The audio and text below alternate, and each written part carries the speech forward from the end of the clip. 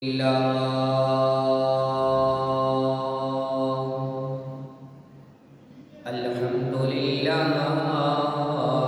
Rabbil Alamin.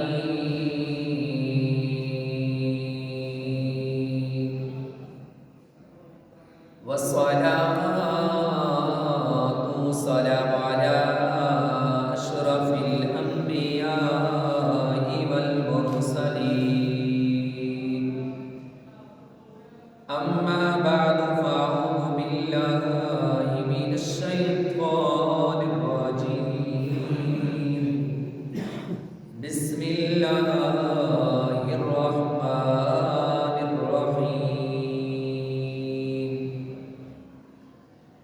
Alladzina yunfiquna amwalahum bil-laili wan-nahar sirran wa alaniyatan falahum ajruhum 'inda rabbihim wala khaufun 'alaihim wala hum yahzanun.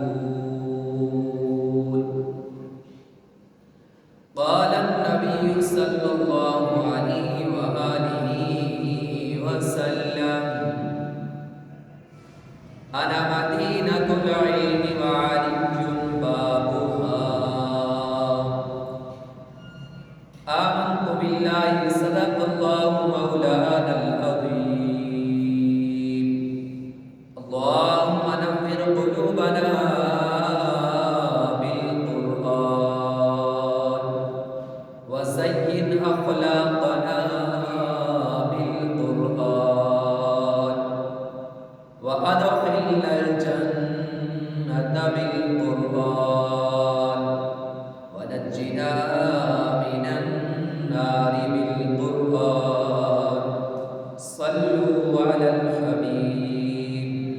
Salatu salam alayka ya sayyidi ya Rasulullah wa ala alika wa ashabika ya sayyidi ya Habiballah.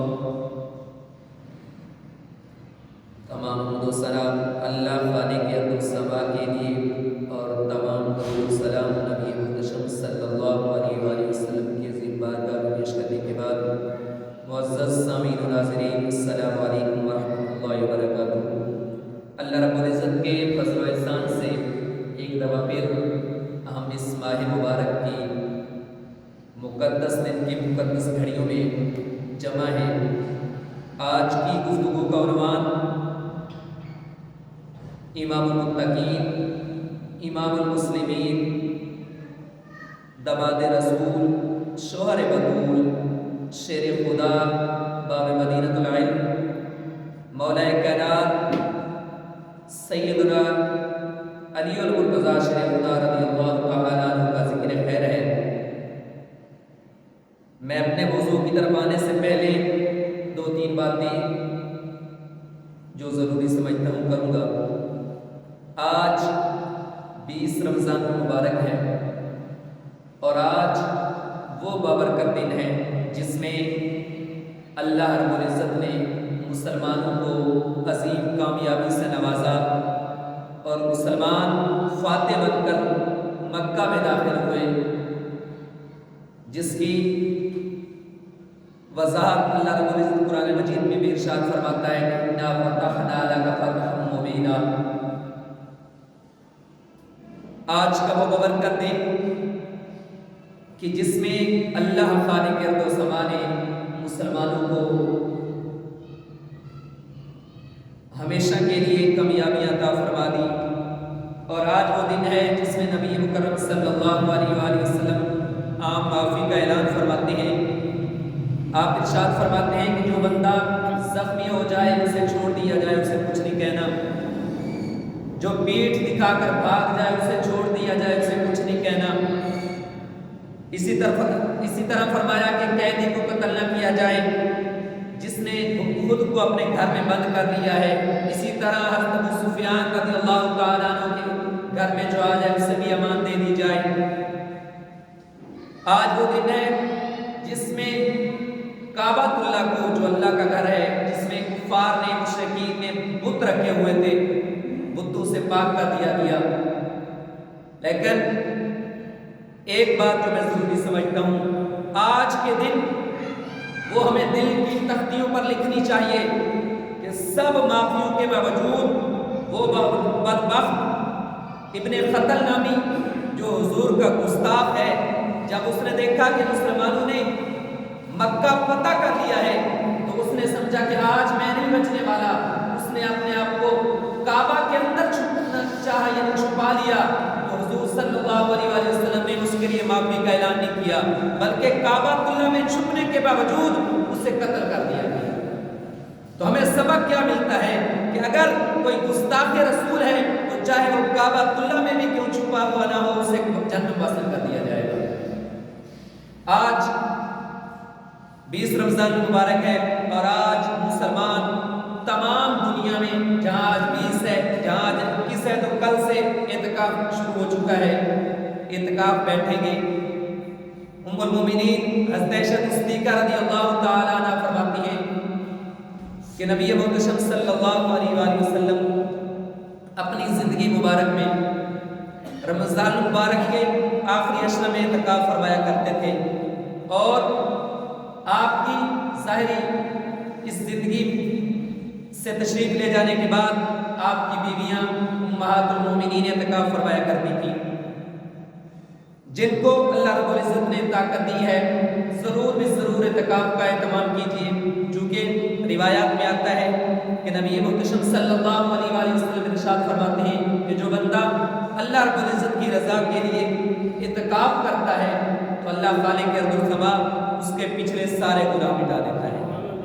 دوسری روایت میں فرمایا کہ جو سنت اعتکاف اللہ رب العزت کی خالص رضا کے لیے کرتا ہے تو اللہ خالق ارض و سما اسے 2 حج عمرے مقبول کا ثواب عطا فرماتا ہے. تو جن کو رب نے طاقت دی ہے ضرور اہتمام کیجیے. اور سب سے اہم اور ضروری بات جو میں سمجھتا ہوں کہ مجھے کرنی چاہیے وہ یہ کہ چونکہ اگلا جمعہ 27 رمضان مبارک کو ہوگا، تو وہ مبارک رات جس کو قرآن نے بھی فرمایا کہ یہ 1000 مہینے سے افضل ہے، اور نبی مکرم صلی اللہ علیہ وآلہ وسلم نے بھی ارشاد فرمایا رمضان مبارک کی فضیلت بیان کرتے ہوئے کہ اس میں ایک رات وہ بھی ہے جو 1000 مہینوں سے افضل ہے. تو ام المومنین حضرت عائشہ صدیقہ رضی اللہ تعالی عنہ بیان فرماتی ہیں کہ نبی محتشم صلی اللہ علیہ وآلہ وسلم نے ارشاد فرمایا کہ شب قدر رمضان کے آخری عشرہ کی تاک راتوں میں ڈھونڈو. اگرچہ بعض اللہ کے نیک لوگوں کو یہ 27ویں شب کو بھی میسر پائی انہوں نے، لیکن نبی مکرم صلی اللہ علیہ وآلہ وسلم نے اس روایت میں بھی اور بھی بہت ساری روایات میں فرمایا کہ تاک راتوں میں ڈھونڈو.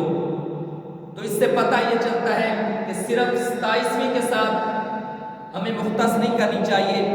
مختص سے مراد یہ ہے کہ محافل ہوتی ہیں وہ اچھی بات ہے، چلو ہو سکتا ہے کسی کو اس رات نصیب ہو جائے، لیکن ہمیں چاہیے کہ کم از کم ہم سب کی سب تاک راتیں اللہ رب العزت کی بارگاہ میں جھک جائیں، اللہ رب العزت سے اس رات کی تلاش اور آرزو جاری رکھیں.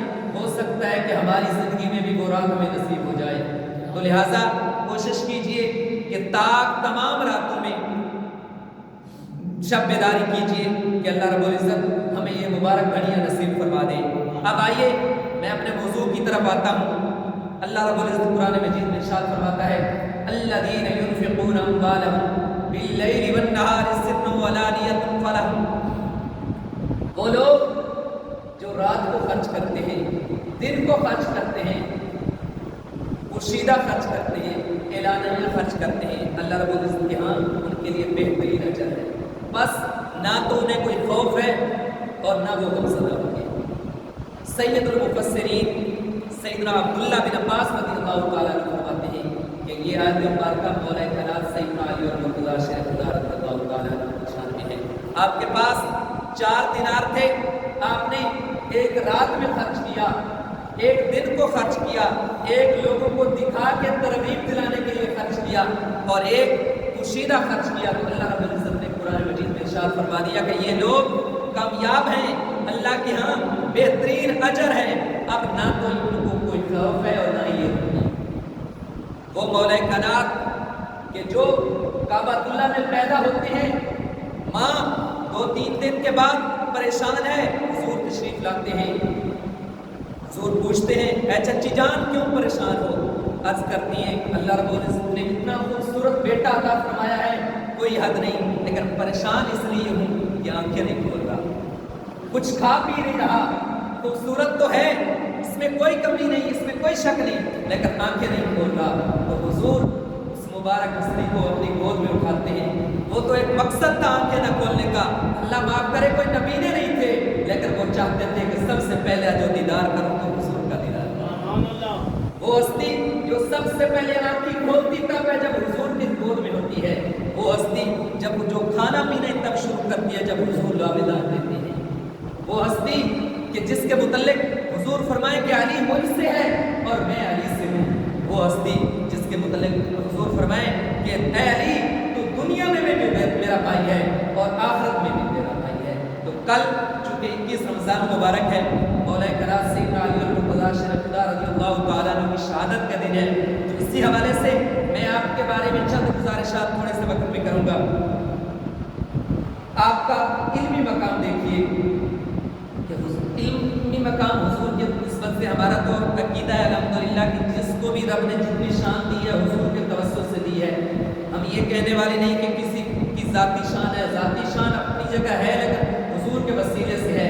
حضور نے فرمایا ہے کہ مدینہ العلم وارج الباب، تو پھر علمی مقام ایسا نہ کیوں نہ ہو، حضور فرماتے ہیں انا دار حکمت وارج الباب، میں حکمت کا گھر، میں حکمت کا شہر، میں علم کا شہر اور علی اس کا دروازہ ہے، اور فرمایا کہ جس نے اس گھر میں داخل ہونا ہے اس کو اس دروازے سے ہو کر آنا ہوگا، کوئی اس دروازے سے گزرے بغیر اس شہر میں اس گھر میں داخل نہیں ہو سکتا۔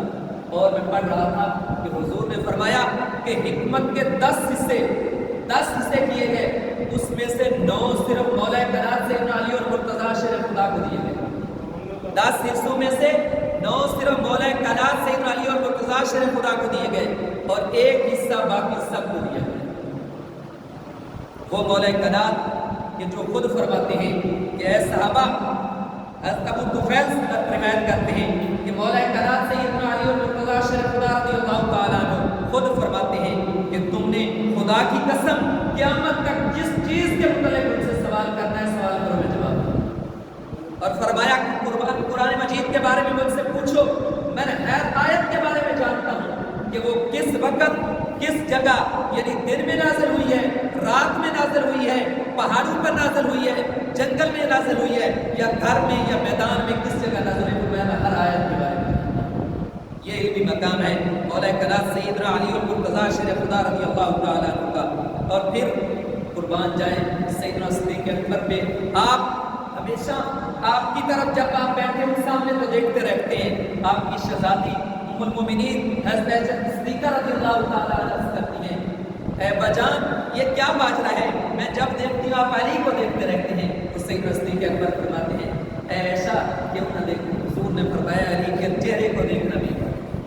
اور پھر ام المومنین عائشہ صدیقہ فرماتی ہیں ہم کیوں ذکر کر رہے ہیں، آپ تو فرماتی ہیں کہ علی کا ذکر کرنا بھی واجب ہے، چہرہ دیکھنا تو آج ہماری قسمت میں نہیں ہے، تو ام المومنین عائشہ صدیقہ نے ہمارے لیے آسانی فرما دی، آپ فرماتی ہیں مولا علی کا ذکر کرنا بھی ثواب ہے۔ اور پھر آپ کی سخاوت کوئی انکار نہیں کر سکتا، قرآن نے واضح فرما دیا، وہ مشہور روایت کہ جو منت مانی 3 دن روزے رکھے 3 دن بھوکے پیاسے، کیوں؟ اللہ رب العزت امتحان لے رہا ہے۔ اور پھر آپ کی جرأت و بہادری اس کا تو کوئی انکار ہی نہیں کر سکتا۔ وہ جنگ خیبر جب حضور نے فرمایا کل میں اس آدمی کے ہاتھ میں جھنڈا دینے والا ہوں جس کے حق میں رب نے موقع لکھی ہے، سارے صحابہ بے تابی سے انتظار کر رہے ہیں، ہر بندے کی یہ خواہش ہے کہ میں وہ خوش نصیب ہوں کہ کل میرے ہاتھ میں جھنڈا دے دیا جائے، لیکن جس کے مقدر میں لکھا تھا اسی کو ملنا تھا۔ صبح حضور فرماتے ہیں علی کہاں ہے؟ لوگوں نے عرض کیا یا رسول اللہ صلی اللہ علیہ وسلم ان کو تو عشوب چشم ہے، آنکھوں کی بظاہر بیماری ہے، ان کو کیا فرمانا ہے؟ تو حضور نے فرمایا ان کو بلاؤ۔ جب حاضر ہوئے تو حضور نے ایسے اپنا لعاب دہن لگایا، آنکھیں ٹھیک ہو گئی، جھنڈا عطا فرمایا، اور وہ خیبر جو اتنے دن سے پتہ نہیں ہو رہا تھا مولا کائنات نے جھنڈا اٹھایا،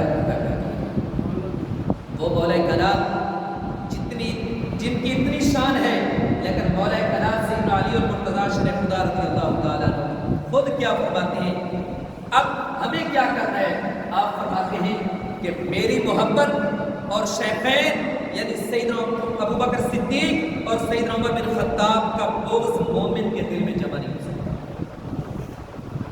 جو پیغام ہے ہمارے لیے، آپ نے فرمایا کہ میری محبت اور شیخین یعنی سیدنا صدیق اکبر اور سیدنا عمر بن خطاب کا بغض کسی مومن کے دل میں اکٹھا نہیں ہو سکتا۔ اگر کوئی بندہ مولا کلام سیدنا علی المرتضیٰ شرف خدا رضی اللہ تعالیٰ عنہ سے تو محبت کرتا ہے، لیکن شیخین میں سے معاذ اللہ کسی سے بغض رکھتا ہے، اس کو اپنے بارے میں سوچنا چاہیے کہ مولا علی کا فرمان کیا کہتا ہے۔ تو اللہ رب العزت ہمیں ہمیشہ اہل بیت اعظام مولا کلام سیدنا علی